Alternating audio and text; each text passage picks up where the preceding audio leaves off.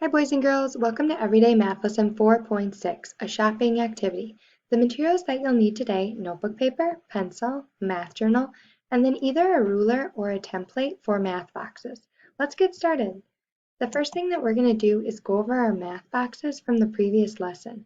So if you can open up your math journal to page 94. If you're noticing that you have any mistakes, please fix those with your pencil and eraser.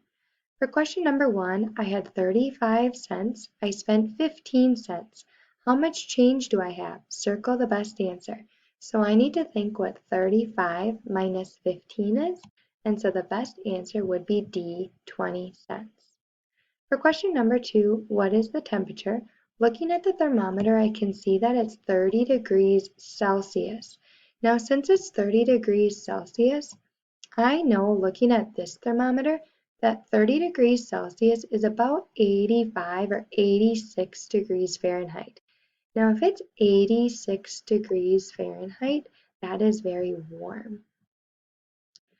And then write even or odd on the line. 23 is an odd number, 52 is even, 258 is even, and 197 is odd. For question number 4, draw the hands to show 5:15. So my hour hand should be just a little bit past the 5, and then my minute hand, the longer hand, would be on the 3. For question number 5, fill in the frames. My rule is -2. So if they gave me 90, to figure out the number that comes before, I need to do the opposite of the rule. So I need to add 2. So 90 plus 2 is 92. 92 plus 2 is 94. Then if I'm at 90, 90 minus 2 is 88, and 88 minus 2 is 86. For question number 6, use your pattern block template to draw a trapezoid. So a trapezoid is going to look something like this, and it should have 4 sides. So double check to make sure yours is correct before moving on to the next page. For the next slides, please use either your notebook paper or whiteboard to write down your answers. If the speed is too fast, please pause as often as needed. So for our first question, you buy a clock that costs $78. You pay with a $100 bill. How much is your change? So if I'm starting at $78 and I'm ending at $100, I can think I'm at 78 and I add $1, that would get me to 79. Another dollar would bring me to 80. And then to go from 80 to 100, I would use $20. So 20 plus 1 would be $22. For the next question, if I wanted to buy a telephone for $46 and a toaster for $29, how much would that cost? Can you press pause and try to solve that problem? And then I'll share 3 of my strategies. All right, second graders, when solving this problem, the first strategy is I'm going to start with the bigger number, which was 46, and then I'm going to add 29. And I'm going to count up by tens and then add 9. So if I'm starting at 46 and I add 10 plus 10, that would bring me to 66. Then I can add 66 plus 9, which would bring me to 75. Another way, I could think of adding 4 tens plus 2 tens. So 40 plus 20 equals 60. And then I can add my ones, the 6 plus 9, which equals 15. 60 plus 15 equals 75. Another way that I could do is I can think 29 is 1 less than 30, and 30 plus 46 is equal to 76. Then I can subtract 1 and think 76 minus 1 equals 75. You maybe have another strategy that you used as well that we might talk about in future lessons. The next thing we'll do is we'll put our notebook or our whiteboard to the side and we'll take a look at Math Journal pages 96 and 97 first. So if you can open up your Math Journal to page 97, which looks like this. With this page, we're going to also use the shopping poster, which is page 96. So what I'm going to ask you to do is to take a look at problems 1 and 2 first. So they're telling you what you want to buy, and they're telling you the two parts. So all you need to do is just provide the number model and the answer.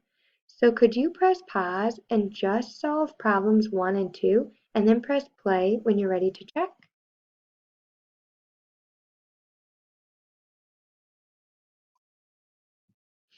All right, second graders, let's talk about just problem number 1 first.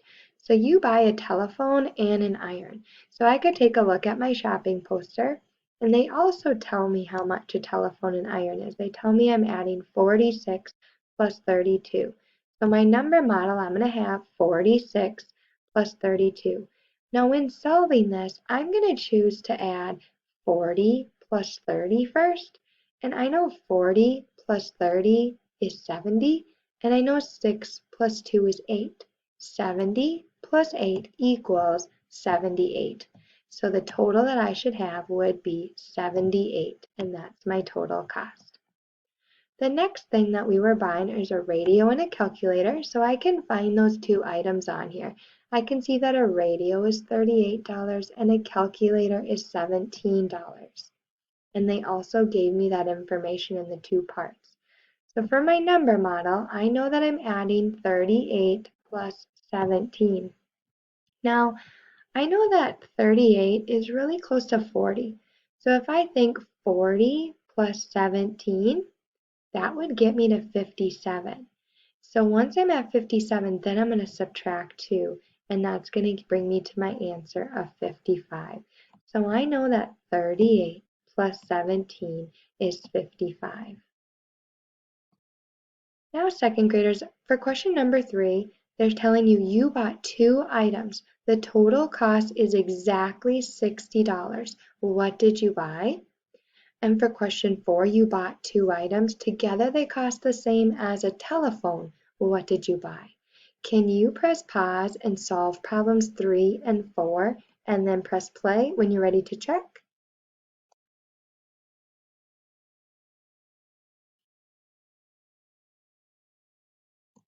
So for question number 3, I'm looking at my chart to find 2 items that cost exactly $60. Now there's more than one right answer, but the answer that I picked today and that I'm going to talk about during this lesson is the telephone and the CD. So the telephone is $46 and the CD is $14. So I know that 40 plus 10 equals 50, and I know 6 plus 4 equals 10. 50 plus 10 equals 60. Now, if you had something else, that's okay, but just double check that the two prices together would equal 60 cents. For question 4, you bought 2 items. Together they cost the same as the telephone. What did you buy? So I can see that the telephone costs $46. So I need to pick 2 things that if I added them together, they would get 46. So the 2 items that I bought were the calculator and the toaster. So the calculator cost $17 and the toaster cost $29. So I know that 29 is really close to 30. So if I add 30 plus 17, that would bring me 30 plus 10 would bring me to 40. That would bring me to $47, and then I would subtract 1 to get me to $46. And again, you maybe had a different answer for this one, and that's okay, as long as you double check to make sure together they equal $46. The last question we have is the try this. This time you bought 3 items. The total cost is exactly $60. What did you buy? Press pause to solve and play to check.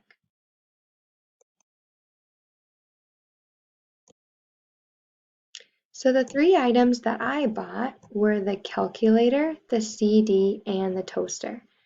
And these were 17 plus 14 plus 29. Now when solving this, I decided to first take a look at my tens. I know that 10 plus 10 plus 20 is 40, and then I added my 1s. And I started with 7 plus 4, which I knew it was 11, and then I added 11 to 9, which gave me 20. And I know that 40 plus 20 would equal 60.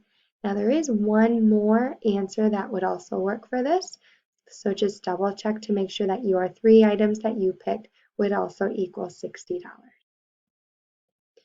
All right, second graders, the last thing that we'll do today is talk about our math boxes. So if you can open up your math journal to page 98. So for question number 1, 45 cents equals 1/4 and how many dimes? And then 60 cents would be 3 dimes, and then how many nickels would you have to add to get it up to 60?